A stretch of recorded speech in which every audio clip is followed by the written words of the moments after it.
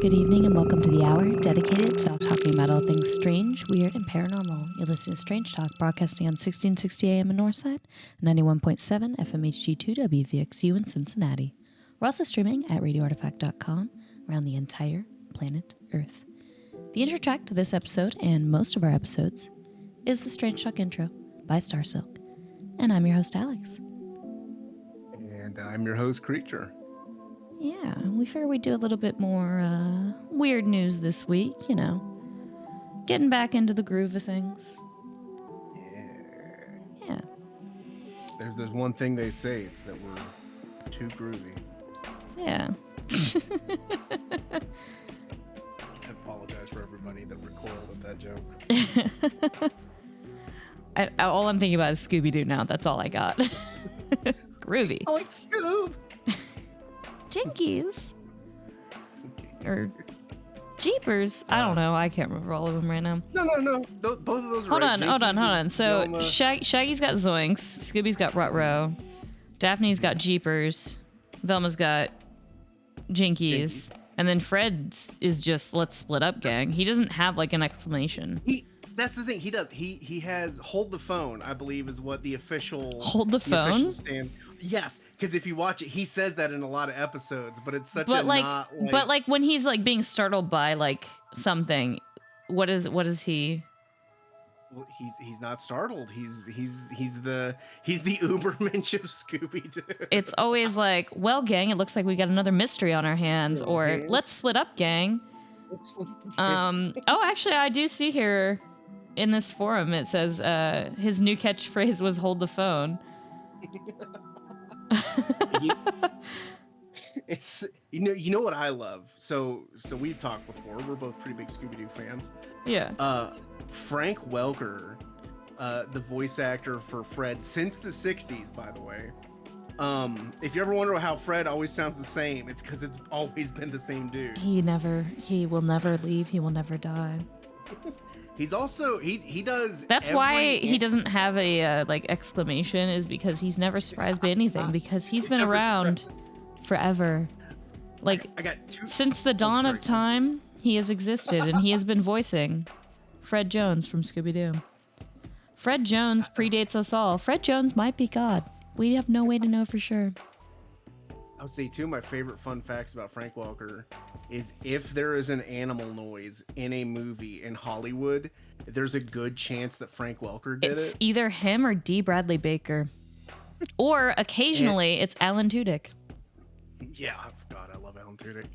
But my favorite other fun fact is before the Marvel franchise came out, Samuel L. Jackson surpassed him.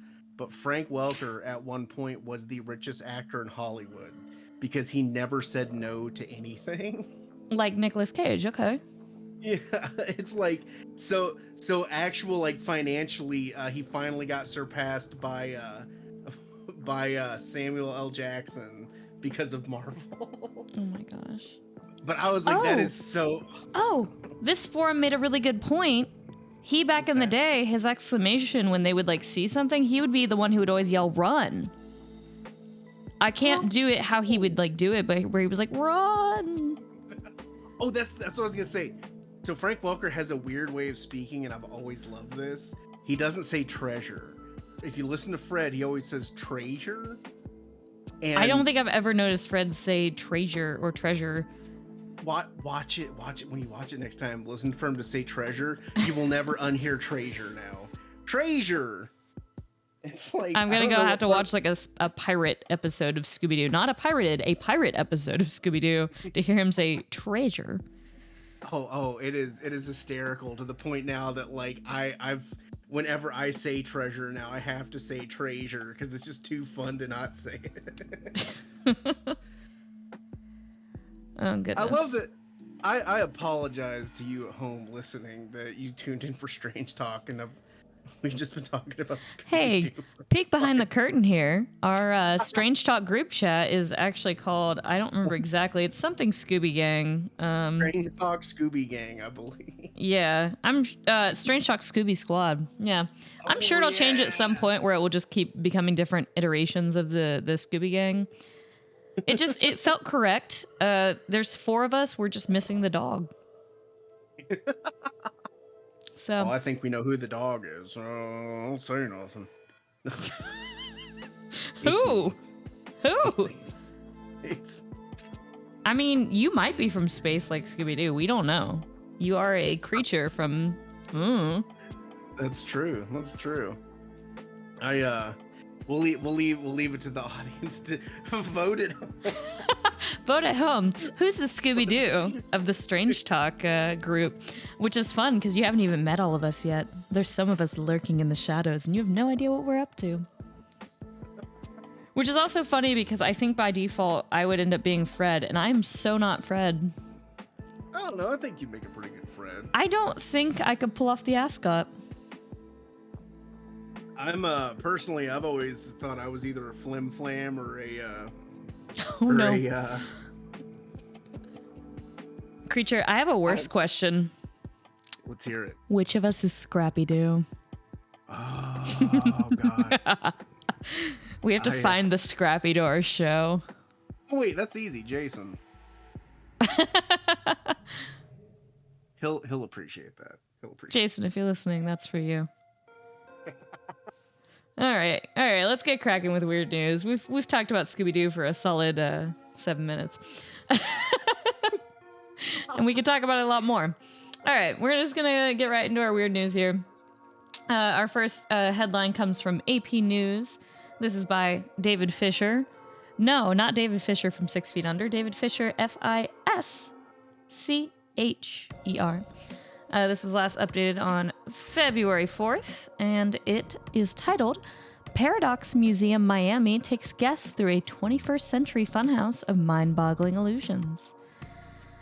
Art gallery, science exhibition, and 21st century funhouse, Paradox Museum Miami takes guests on a tour through optical illusions and other enigmas geared for the age of Instagram. The 11,000 square foot museum, housed in Miami's trendy Wynwood Arts and Entertainment District, features more than 70 exhibits that challenge the imagination, Executive Director Samantha Impellizzeri said. Wow, that's a lot of letters at once.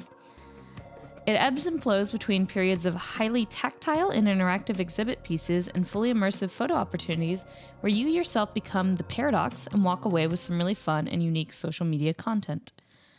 I think that this is like a really cool looking museum. It is definitely built for social media. I just thought it was cool to mention because I'm really excited that like immersive art experiences are becoming like more of a thing. There's Meow Wolf, which I got to see when I went out to Denver last year. The one out there. There's a bunch of different Meow Wolves one.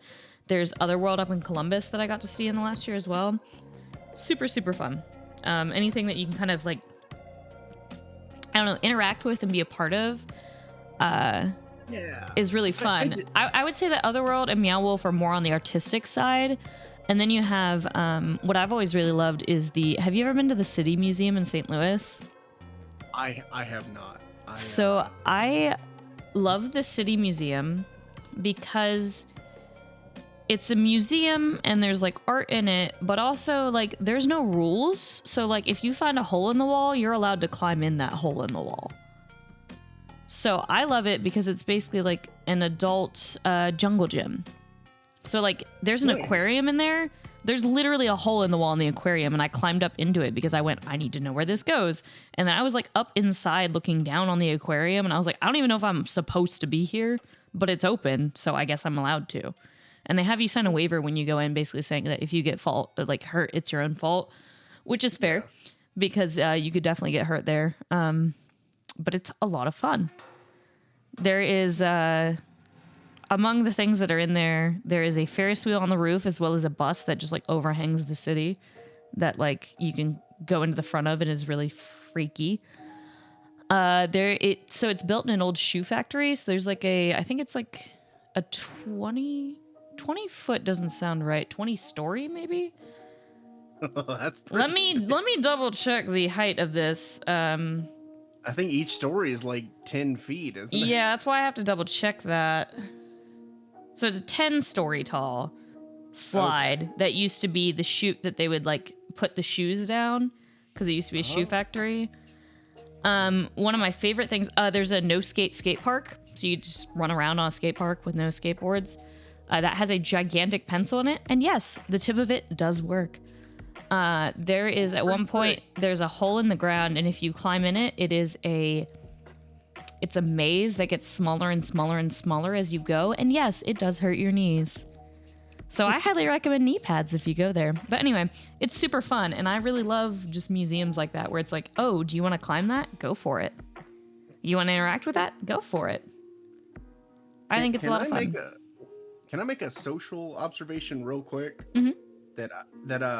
Because you were talking about this and it's they mentioned Instagram and all the Bill Maher-esque curmudgeons out there would be like, oh, Instagram. Oh no, but, people like, enjoying themselves.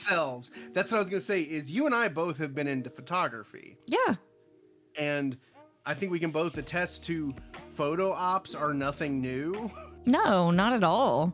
Not at all. And I mean, literally, okay, think of like prom back in the day. Like they always had when you walked in, there was a little photo drop first thing so you could make sure you got your prom photos. Like it is nothing new. People have been doing this forever. Yeah, and like think about like all the silly cutouts where you insert your head into. Oh, like, yeah. They have those in Flatwoods. You can be Braxy. Yeah. Yeah. And it's like, it's one of those things, like, it's so old man Bill Maher-esque stuff when I hear people complain kids about these days taking their photos at the dang Museum of Paradox. Listen, if there's one thing I know about Gen Z, according to Gen Xers and Boomers, it's that they both simultaneously never go outside and then go to all these locations where you're supposed to go socialize and have photo op. No. It's both. It's Schrodinger's Gen Zer. Like, yeah, but I just felt the need to bring that up. And then a lot of that's also because Gen Z is like actually adults now. And they're actually thinking about Gen Alpha and yeah. Well, it's like too. We're both millennials. I'm pretty sure you're a millennial, aren't you? Like, yeah. How long did they complain about us? Like, oh no, we're still to blame. We're still children, and we're only 14 years old, and we're to blame for everything. And it's one of those things. Like, I vowed that I would never crap on Gen Z like everyone crapped on us for 30 plus years. I will only crap on them for funny things, like having a middle part. If you want to bring back the Leo DiCaprio haircut, that's on you, but I am going to laugh at you about it. Hey, you know what? Fair enough. That's the only thing I'll crap on them for, where I'm like, that's not even like a bad thing. Cause like, yeah, you're going to do the same as us, where like after a few years, you're gonna be like, oh, that was really, why'd I have that hairstyle? And then give it another 10 years and you're gonna be like, oh, actually, like I'm really into that hairstyle again. None of it matters. Trends come and go. Yeah. Yes. Like when the mullet came back, like. Oh, it's still back. We're both from the South. I remember what mullets were when I was a kid. And there I definitely don't have a mullet right now. Oh no. I was gonna say there are people like the mullet's hot. I like a good mullet, and it's like, well, the thing is, that's in modern times we took the mullet and we like kind of like fancied it up a little bit, and that's why it's hot again. Yeah. Also because the mullet has always kind of looked like anime hair. People have just finally accepted that. Now I kind of want to see that Dukes of Hazzard anime that we've been asking for decades. But yeah, no, also, next time you're in Creature Land, we should go to the, they've got the baseball museum for the Louisville Slugger bats. Mm-hmm. Because, you know, the best bats are made I do love a good Kentucky. baseball bat, yeah. The official bat of Major League Baseball and bookies getting their money back. But there is a Ripley's Believe It or Not baseball museum inside of the museum. So interesting. It's fun. It's fun. It's one of those things, like, if you like weird stuff, it's worth checking out. I enjoy it. Fair enough. But yes. Speaking of weird stuff, do you want to take us to Germany here? Yeah, I was gonna say German for yes, but we'll just say C. Good enough. Do you think you can bellow like a stag? German hunters compete in a national deer calling championship. And apparently stag calling is not funny looking at all in the least. No, it's very serious, and it does not look inappropriate at all. It is not suggestive in any way. No, I genuinely don't know what that instrument is that this person's using. I want to call it like 1/3 of a didgeridoo. Oh. Apparently, hunters will use specially made ox horns, Triton snail shells, glass cylinders, the hollow stems of the giant hogweed, and a number of artificially produced instruments to amplify the sound and resonance. So it's literally just a tube to make it resonate. Well, we need a good tube. But yeah, tell us about this National Stag Calling Championship. Yes, German hunters tried to convince the jury at a National Stag Calling Championship that they can imitate a bellowing red deer more realistically, because it wasn't realistic enough before. Mm-hmm. The unique tradition goes back hundreds of years and was initially aimed at feigning a stag's rival during the rutting season. So the deer comes out. So they literally troll these deers into like... Okay, you're going to say they troll these deers, but like, tell me that this is not exactly what people who go squatching do. Where am I? It's literally exactly the same, where they're like, I'm going to make, you know, Bigfoot noises to try to lure out, you know, mating Bigfoot. And I'm like, so you're going to lure them out when they're at their most angry? That seems like really smart. Mm-hmm. Whatever accused him of... But you know, Alex, at least this is just a competition. I'm curious. Can you give us your Squatch call? No, I've actually never tried to. It is unfortunately at work right now, but I do have a remote control that makes squatch noises for me. Why is that at work and not an EDC? It's at work because you never know when you need to, you know, walk up behind someone and hit the noise to make Bigfoot sounds at them. It was a goat remote before I got a Bigfoot remote, so it's important. We'll see. If any of my coworkers happening to be listening to this, they understand. well, for those of you that hunt, believe it or not, like trying to get a deer come out into the open can be is difficult. good for hunting. Yeah, they're skittish. Yeah. But yeah, the competition took place Friday at Jog and Hund. That's not that good. Or Hunting and Dog. Okay, yeah. Oh, Hunting and Dog. That's my favorite show. My favorite show from the 80s, Hunting and Dog. That's a trade fair, apparently, in Western City in Dortmund. I like that they specify that there's no animals. Only bellowing men. You know, I gotta say, the fact that they're trying so to convince funny. me that there's no animals makes me not believe them. No animals were harmed in this competition except for maybe the pride of some of the people doing the calls. I like to imagine that since they said there were no animals, that there was just a deer in a trench coat that took home first place. I also like that they specify that they were asked to compete in 3 disciplines: the call of the old, searching stag, and the call of the dominant male in a pack of does, and the calling duel between 2. That's 4. That's why German engineering is so good. Oh, okay, sorry. They put a comma in the wrong place. The call of the old searching stag, that's one thing. The call of the dominant male in a pack of does, and the calling duel between 2 equally strong stags at the height of the rut. This is why you have to be very careful when you add in too many adjectives, because if you're talking about multiple things, it makes it very confusing. We love an Oxford comma here. I gotta say, the call of the old sounds really cool. The call of the old searching stag. I don't know what that means, but you know. I think it means he's lonely. Is what I'd put together. I would guess so, yes. Moving to another part of the world. This one's coming from New York Post. Argentina canal mysteriously turns bright red. Looks like it's covered in blood. This is from Angela Barbuti. And a canal in Argentina mysteriously turned bright red on Thursday, alarming residents who were woken up by its strong odor. So I was bigger as a child. Okay, I love that randomly started playing, and that was not at all the article that I was reading. I love when news articles do that. Yeah. Anyway.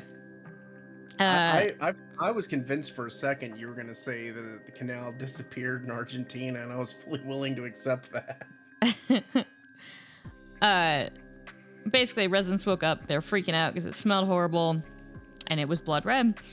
So water samples have been taken from the Sarandi Canal, located in a suburb of Buenos Aires, to determine the cause of the color change, which could be an organic dye, according to the province's Ministry of the Environment.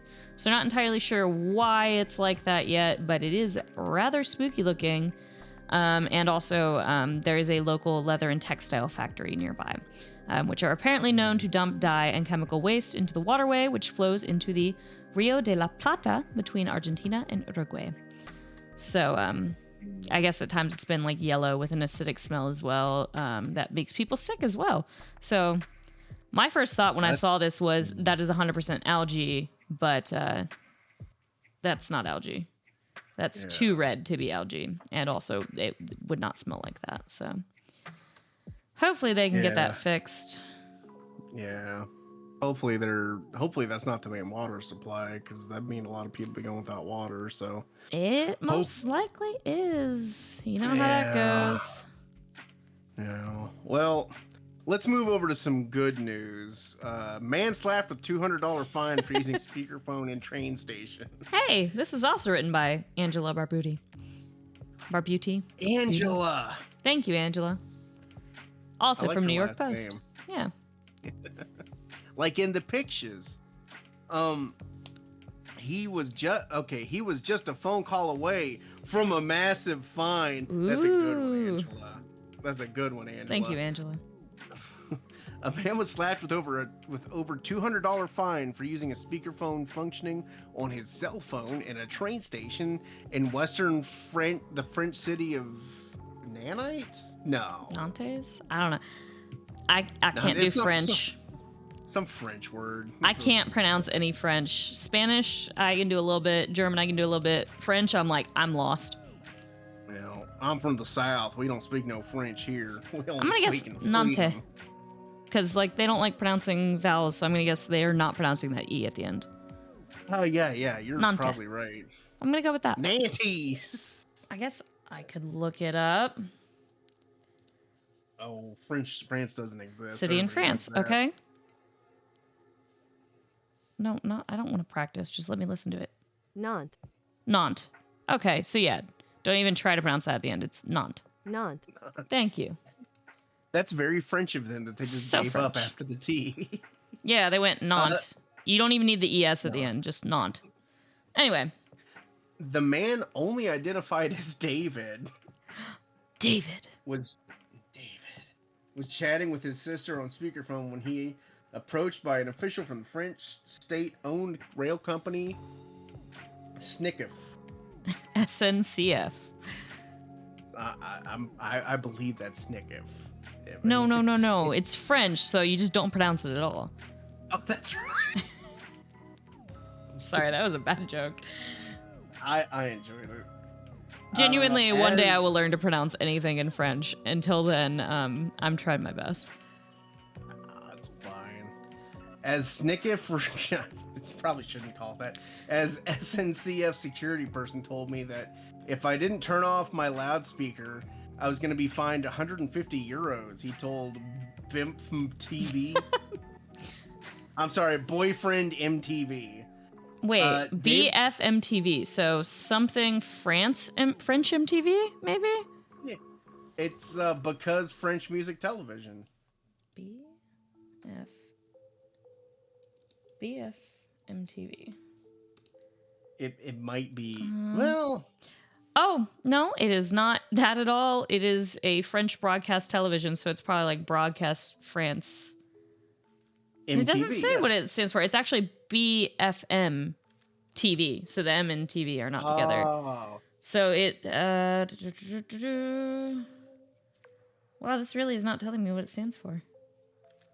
I still vote for music television. It's an offshoot of BFM Business. So, BFM is an abbreviation of Business FM. Oh, that's way less fun. And the F doesn't even stand for French. All right. For me, it's Boyfriend Music Television. That was what I was hearing at first. But David, who originally thought the intervention was just a joke, wasn't laughing when the official issued him the hefty fine. Mm-hmm. And of course, when he was laughing, he went, oh. Shouldn't do that. Sorry. I made myself laugh. My favorite thing is that the next sentence is, I think the person was offended. She took out her notebook and fined me, he continued. Oh, that's so great, because I can totally see myself doing that. But, I can totally see myself, like, thinking it was a joke and laughing in her face. And then getting a $200 fine. Well, originally, it was only going to be $154, but it was hiked to $207 because he didn't pay it right away. Oh, yeah. That's tomfoolery. To be fair, though, I feel like this guy kind of deserved it. He was being rude. Yeah, he's only... I mean, bro, it's a speakerphone. He also hired a lawyer for this. And I'm like, my dude, just take the L. Just pay the fine. You were being really rude in public. Of course he's one of those guys. He was talking on a speakerphone. You'll hear from my lawyer. You'll hear from my lawyer. Yeah. My dad. Genuinely, like, people, please stop having conversations on speakerphone, like, in public. If you're in your car, that's fine. If you're, like, in your own office, that's fine. But if you are in, like, on a train or waiting for a train or, like, in a waiting room at a doctor's office, or the worst is people who go in the bathroom and sit on speakerphone. Where it's like, not only can the person that you're on speakerphone with hear you going to the bathroom, they can now hear everybody who's in the bathroom going to the bathroom. And that makes people uncomfortable. It's rude. Don't do it. Yeah, you definitely shouldn't do that. I was thinking of a bunch of jokes, but you kind of made me real like, that is awful. As much as funny. Like finding them 200 is like intense, I'm also like, people, please stop doing this. So, well, it's the American way to find French people $200. This is the French way. This happened in France, so it's just like, headphones exist, my dude. Come on. Yeah. David. They don't make headphones in French though. He tries using it and they just come out in English when he speaks to people. So all the tech companies are located here. You heard it here first, folks. Yeah, there's definitely no tech companies in, anywhere else in the world, Japan or nowhere. No. Nowhere. None. In fact, You know why? you can only... What? Yeah, I was going to say, because Bigfoots make all the tech with their nimble fingers. They got big feet, but they got little hands. Well, you know why? Because they're Nephilim. God. All right. We're going to get depressing. Boy. Oh, boy. We gotta just bring this down a notch. So this one's from unexplainedmysteries.com by our, one of our favorite authors here, TK Randall. It's the Rand. By the way, I say that about any author that I see their name multiple times, is like our new favorite author. This title of this one is Alaska Triangle, as in like the Bermuda Triangle, but the Alaska version. The Alaska Triangle claims 10 more victims after a missing plane was found. The Bering Air flight had recently been reported missing in a region notorious for unexplained disappearances. The alarm was raised when the small commuter plane, which had departed from Unalakleet... Hold on, we're going to look up how to pronounce that one. Utica. Okay. Hold on, here we go. Unalakleet, Alaska.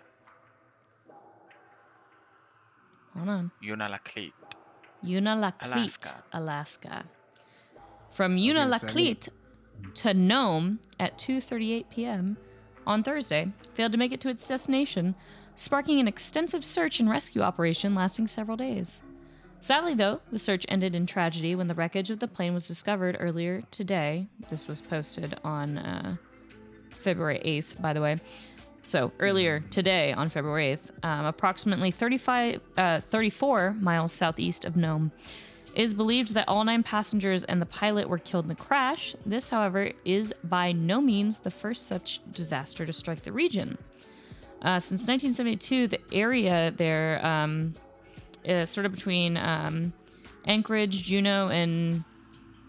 Let me look that one up as well, because that's a lot of letters strung together in a way that does not make sense to me. We're going to listen to this one.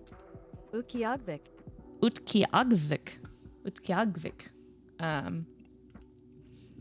Anchorage, Juneau, and Utqiagvik, often referred to as the Alaska Triangle, has allegedly seen the disappearances of over 20,000 people, which is way higher than I was expecting.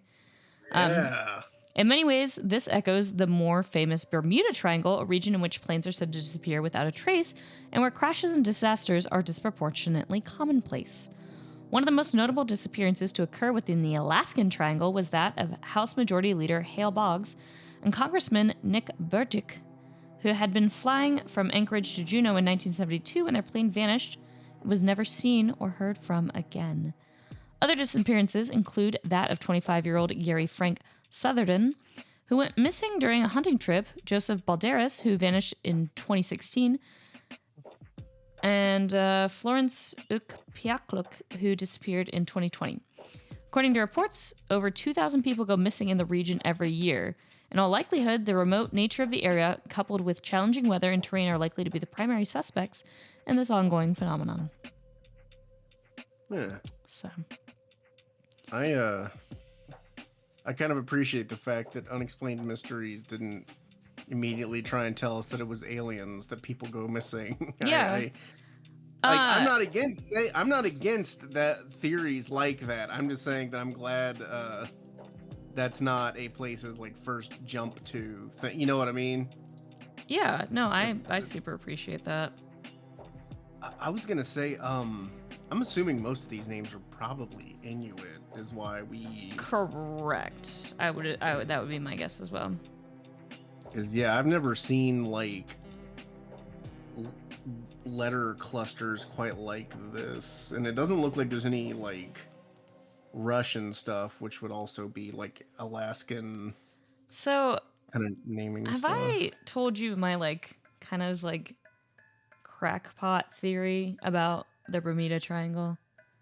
I don't know, but I'd like to hear it, even if you have. Okay. So We've talked about a lot of weird stuff together, to be fair. So this one is one that I'm like, might be plausible, or it might be like totally out there. I am not enough of an expert to know. But so eels. Yeah. They for so long could not figure out, like, eels just appeared, and for so long, like decades, they were trying to figure out where eels breed, because they would just kind of disappear and then more eels would appear. So they finally managed to track eels, and all the eels in Europe and America are actually born in the Sargasso Sea, which is right in the Bermuda Triangle. Is that where they get their electric powers? So that's my theory, yeah. So some of them are electric eels, and so I went, what if that is why people have weird electronic malfunctions over the Bermuda Triangle? Is maybe it's like some electromagnetic interference from the eel breeding ground. So this is my weird crackpot theory that maybe means nothing at all. But I think that it's interesting. Of all the places they could have found that eels breed, Bermuda Triangle. I don't know the scientific stance behind that, but scientifically, I have no idea how accurate that is. But just, from a way that I want things to make sense, I think that that's fascinating. And also, there you go. If you didn't know where eels breed, I got you. So, actually, I'm sending you the link to that article right now. Alex, that might be one of the best things you've said to me so far. I'm here for all kinds of weird theories, especially when they relate to eels. I guess. It's like obviously the planes go down, they're all electric.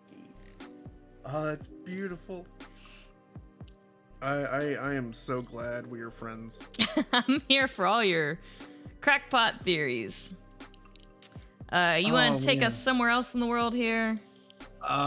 Yes. How about we go to not Barcelona, which I almost said, which is not correct. It's near Varadero. Varadero. Mm-hmm. They saw and filmed something strange in the lake.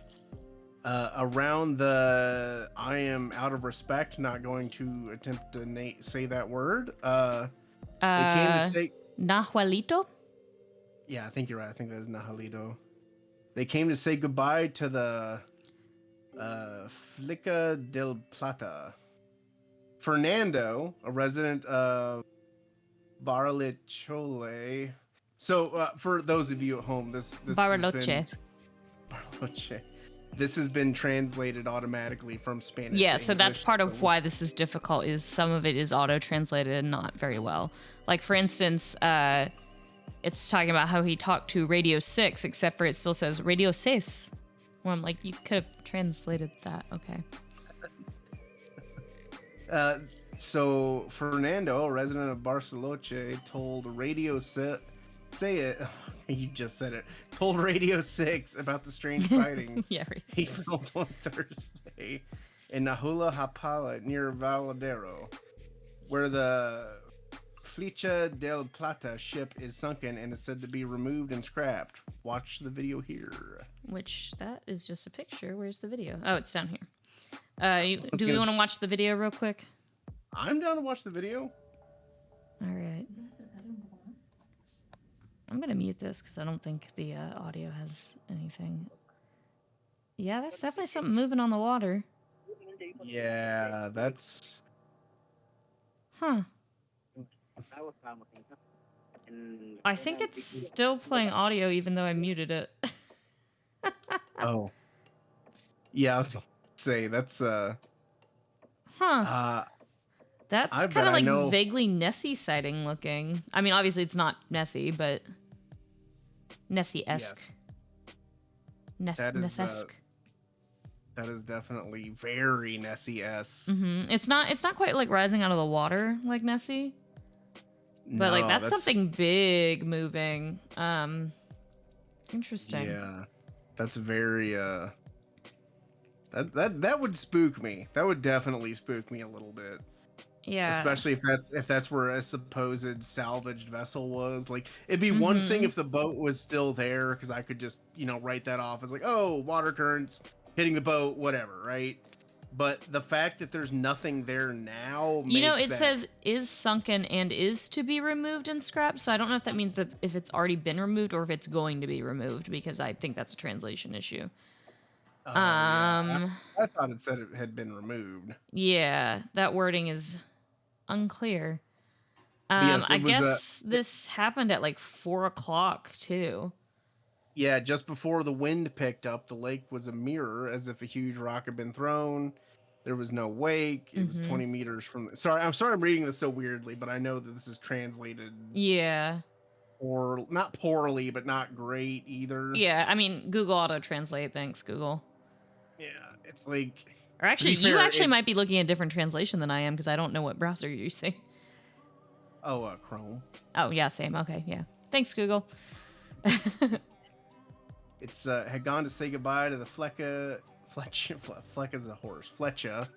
Imagine if it would know it. Yeah, okay, this is very broken. Yeah, it's trying. Spooky stuff happened in a lake where a boat sank. Is the okay, so okay. This is Argentina's Loch Ness Monster lurks beneath a Patagonia lake. Okay. So that's what, okay. So this is a frequent sighting, I guess, there. It's El Nahuelito. So that's what that name is. So they think this is just a sighting of their Nessie. So yeah, of course it looks like Nessie. It's their version of Nessie. Okay. Yeah. Also, if it's underneath Patagonia Lake, shouldn't we call it Patty in English? Don't we already have a patty? Do we have a patty? I think we do. Some kind of patty. Reading this, by the way, this article that I just pulled up is from Atlas Obscura. Deep in the mountains of Patagonia is a glistening, crystal clear lake. People come here from all over the world to bask in the cool waters while gazing out at the stunning Argentinian landscape. But humans aren't the only ones who swim in Nahuel Lake. Legend has it that a long-necked plesiosaur-like monster roams these waters. Its name is Nahuelito. It's been spouted countless times from the banks of San Carlos de Bariloche, often shortened to Bariloche, a major point of entry for tourists to Patagonia. The small city, which is about the size of Topeka, Kansas, has embraced the Loch Ness Monster lookalike. Oh, wow. Miguel Angel Rossi, director of Bajo Superficie, a documentary about the cryptid, says El Nahuelito is our most emblematic symbol. For many Argentinians, just the mention of Nahuelito conjures images of Patagonia's Andes Mountains towering above the region's glistening rivers and lakes. So that sounds absolutely gorgeous. Yeah, so we should watch that documentary. I actually hadn't heard about it before this modern sighting of it, so that's really cool. There's so many different Nessies all over the world that I feel like it's hard to know about all of them, but I'm really stoked that I now know about another one. I think there's one in Indiana too. I believe they've got their. Also, it says here. Huh? Which? What's up? Indiana has a Nessie. A water monster. There's a whole article on Atlas Obscura about various water. monsters. The Lake Manitou serpent. Yeah. Manitou. Yeah. I was thinking Champion at first, and I'm like, that's not in Indiana. What are you talking about? Yeah, no, yeah, that's what I was like. That's what I always laugh is like, because obviously we've talked about the eel pig before too. Mm-hmm. I adore the eel pig. But it says here that Prince William is going to be going out there to find Nessie or find. Oh yeah, we talked about that last weird news. Yeah, I'm just joking. He's just going to find all the Nessies before he's king. It's one of his Herculean trials. It's something like It's basically like the rings from Lord of the Ring. If he can bring all the Nessies together and bind them, he will have the ultimate Nessie, and he can rule over all the other Nessies. Yes. Something like That's, that. Yeah, the one Nessie to rule them all. We Would are you like to... running out of time, so we'll kind of speed run these last few articles. This one is from ZDNet. The article title is ChatGPT's deep research just identified 20 jobs it will replace. Is yours on the list? Which is such a clickbait article, and they want you to be scared. After researching 24 sources in 7 minutes, ChatGPT came up with the top jobs that might be on the chopping block. We're just going to go through it real quick. I just thought this might be interesting for people. Number 1 on there is tax preparer, because you could near certainly automate that. Number 2 is data entry clerk. Number 3 is telemarketer, unsurprising. Number 4 is bookkeeper. Number 5 is paralegal. Number 6 is appointment scheduler. And then it cuts off. But yeah, it's basically just going through things that can be automated, which, as it turns out, a lot of those are boring stuff that nobody really wants to be doing. So I'm a little unsurprised that it is jobs that nobody wants to really be doing, because I don't think anybody enjoys being a telemarketer. Oh, You know. I got the rest of it to load. Number 7 is a virtual assistant. Honestly, I didn't even know there was such a thing as a virtual assistant. Number 8, transcriptionist. Fascinating. You will never be able to get only a robot to do that. Number 9, proofreader. Once again, you still need a human to look over it at the end. Number 10, copywriter. Again, still need a person to look over it at the end. Number 11, customer service representative. Number 12, email marketer.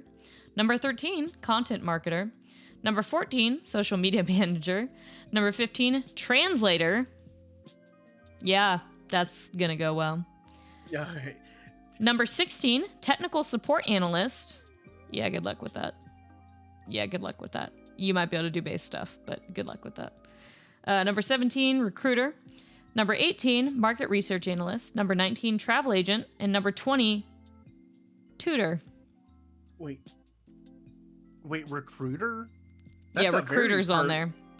That's a very personable thing you have. Like, no matter what you're recruiting for, that's a personable thing. I think they mean recruiter more as like the middleman. Oh, okay. Yeah, because that's basically just like, does your skill set match what this company's looking for? That a robot can do that part. Okay. I think they just mean as the middleman kind of thing. See, I'm hearing jobs that would be made a lot easier by AI as Correct. necessarily. I don't think it would replace any of these. I think that it would assist some of these. Like tutor for school, that's going to go so badly.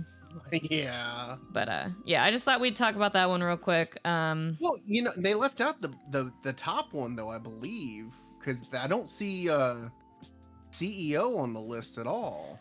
Weirdly not, and that one would be the one that would be the easiest to replace. Yeah. Oh, and film executive, I believe. Executive decision maker. I'm not seeing any of these jobs. That's weird. Yeah, because well, maybe we shouldn't get into that. Tell us about space before I start saying things that we probably shouldn't get into because we don't have enough time to talk about it. This one's pretty sick. Bullseye Galaxy captured in spellbinding Hubble image. Honestly, blue dwarf. Gorgeous. Yeah, like I thought that was like generated at first. That is breathtakingly beautiful. NASA don't even need to. The pictures they get are so gorgeous they don't even gotta generate them. I'd say for those of you at home listening to this, it's real pretty. I'll post it. You gotta go look at it. Anyway, continue. Tens of millions of years ago, a humble blue dwarf galaxy plunged through space, leaving hoops of gas and dust in its wake. Now those hoops surround a new galaxy thanks to the Hubble telescope. Researchers at Yale University have discovered the freshly named Bullseye Galaxy, which features 9 sparkling rings and more than doubles the size of our Milky Way. So it's twice as big as here too. So I just noticed this article is from Extreme Tech. The author of this article is Adriana 9. And I'm like, is this like a 7 of 9 reference from Star Trek? Like, what? Yeah, that's awesome. Oh man, but yeah, it's real pretty. It's really, really pretty. I love whenever NASA is like, hey, we got a new picture. Also, fun fact, my old high school, Hubble taught there before he went to do telescope stuff. Really? Yeah, like Interesting. over in Redacted. Yeah, he went to he taught there. It was actually pretty cool. I mean, if you want to know where I went to high school, you can just look up where Hubble taught. It's not really going to tell you much about him. I mean, Creature, you went to high school probably in like the 1400s, so. Which what's that say about Hubble? That's terrifying. I mean, it could have been any one of his clones. I mean, what? The eldritch entity that is Hubble that observes space. The Hubble has always existed. The Hubble will always exist. Hubble is more of a title than a name. They must always be here to observe the galaxy. What do you mean named after? Anyway, we got 2 more articles we're going to quickly get through because we are running out of time. This one's from Gizmodo. The title of this one is Britain orders Apple to build a backdoor into your iPhone. Under the UK law, it's illegal for the company to even talk about the existence of the order. This is from Matthew Galt, published on February 7th, 2025. The United Kingdom has issued a secret order to Apple. It wants the corporation to build a backdoor for Britain's security services that it could use to access the cloud accounts of any iPhone user across the planet. At first reported by the Washington Post, Britain issued the order in secret last month. The UK isn't looking to root around in a specific account for a specific security reason. No, it wants free access to all users' encrypted material, full stop. The UK is making the demand under a 2016 law called the Investigatory Powers Act, derisively known as the Snoopers Charter. There's a fight over end-to-end encryption happening across the planet right now. Most normal people and corporations like Apple want stronger privacy around devices and personal data and seek technological solutions for it. Some, but not all governments, like the UK, want backdoors and the ability to break into a user's digital data. France is another country with its own Snoopers Charter, while Germany has gone the other way and passed laws to strengthen encryption and privacy protections. Apple has long been on the front lines of the battle against snooping. In 2022, it began to offer opt-in encryption for data stores on a user's cloud advanced data protection. It attempted to offer the service earlier, but stopped because of objections from the FBI during the first Trump administration. Apple previously fought the FBI over its investigation into the San Bernardino shooter's phone in 2016. Investigators wanted into the phone. Tim Cook said no, and the FBI had to pay a third-party contractor a lot of cash to break into the device. Now Apple is fighting the UK. It didn't publicly talk about the request because, under the terms of the British Snoopers Charter, it's illegal for the company to disclose it received one. But it's issued public statements about the act before and even filed official complaints about the broad powers of the law in Parliament. Yeah, this is really messed up, and we need to really fight to get laws on the books that protect people's privacy. And also, I have no idea how they're like trying to passing this stuff with GDPR in effect there. Yeah. Like, good God. They just for those of you at home, like, I'm not a big fan of Apple or any tech company, but yeah. Well, Apple's doing better than some of the other tech companies right now. That's what amazingly. That's what I was gonna say.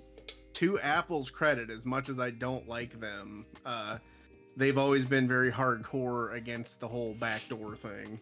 Yeah, even this mentions the Washington Post reported that Apple may remove encryption on stored data from devices sold in the UK rather than build a backdoor. But that may not satisfy the order. We'll see. But also, how can they try to do that and legislate that for other countries that they don't have any jurisdiction in? Yeah, it's times like these where I'm kind of sad I can't say what I'm thinking on the radio, because boy howdy is it colorful. I'm sure it's coming across in the disdain with which I read that article. Yeah. Because that's not going to help anybody except for, people who want to get into your stuff. And I don't just mean the government. I mean, like, backdoor hackers. Yes. Well, I was gonna say if it makes our listeners at home feel any better, if you thought America was the only country being fashy, don't worry. No. There's issues in the UK as well. All right, take us off this planet, creature.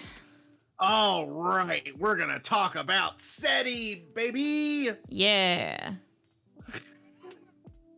SETI researchers pretend to be aliens searching for Earth. Hey, this one's also from Adriana 9. Yay! Also an extreme tech. Thank you, Adriana. Nice. Genuinely, the more of these articles you read, the more you're like, oh, I know that author.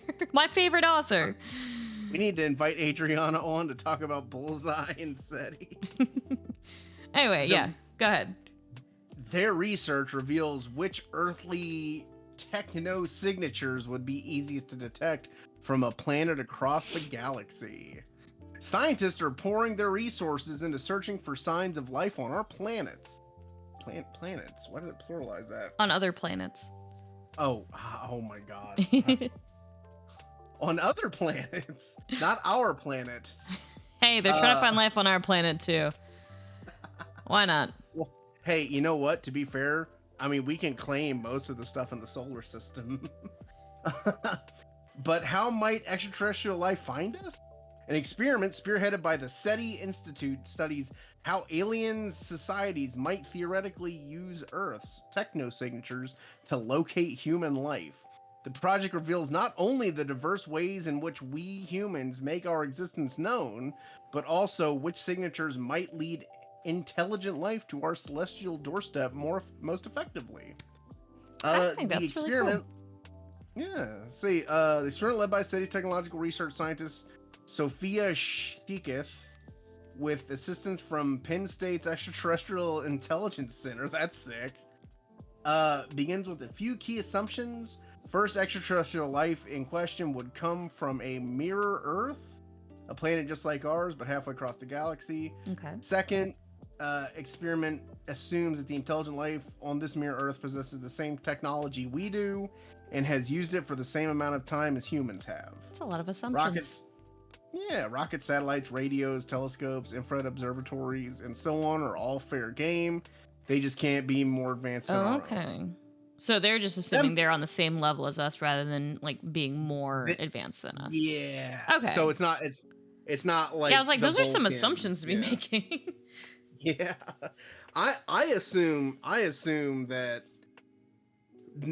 maybe there is a lot of life out there, but all of our technologies are just so different. I mean, like, who knows? We'd even be able to recognize it. So, like, who knows what their tech looks like? Because this kind of even mentions the way that we are looking for signs of life right now, within and beyond our galaxy, are all ways that we would be looking for it. So, like, it's our same techno-signatures or sign of technology that would indicate that, which it may or may not look like that. So. And the thing that's always gotten me is like, I know you know this, Alex, but for the audiences, we use like all of our communication is based off radiation, whether it's radio waves, all that stuff. And the thing is we use specific frequencies. And the thing that's always made me kind of laugh is like, we got to cut through all this background radiation to find intelligent life when maybe that background radiation is the sign of intelligent life and we just don't know how to decipher it. The other thing is we're looking for organic life forms. Who's to say that they're going to be organic? I mean, it could be any number of things. It could be plastic life forms. We don't know. I mean, we have found life on other planets. It's just microbial, which nobody's excited about that. Yeah, I mean, it's not trying to communicate with us yet. We got aliens at home. But yeah. Sorry, I just took a big slurp into the mic. On that note, we are out of time for the day, so we're gonna take this broadcast, toss it into the void, and hope some extraterrestrial life picks it up and uses that to phone home to Earth. I guess not phoning home, but dial back to Earth. Come find us. Yes. But we're out there. The truth is out there. And on that note, we're gonna go ahead and sign off for the night. Good night. Good luck.